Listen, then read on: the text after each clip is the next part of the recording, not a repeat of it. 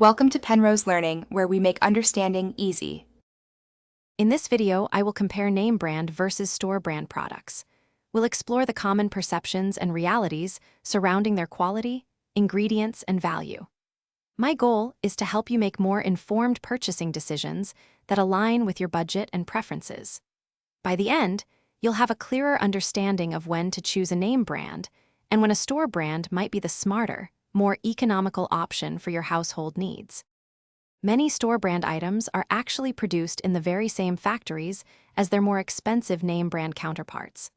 Often, the ingredient lists are nearly identical, with only minor variations. In numerous blind taste tests, consumers frequently cannot distinguish between the two, highlighting that perceived quality differences are often more about marketing than actual product superiority. This can be a real eye-opener for savvy shoppers. One of the most compelling reasons to choose store brands is the significant cost savings.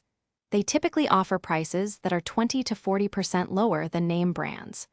Over the course of a year, these savings can easily add up to hundreds of dollars for an average family. Always check the unit price to ensure you are getting the best value per ounce or item, maximizing your budget effectively.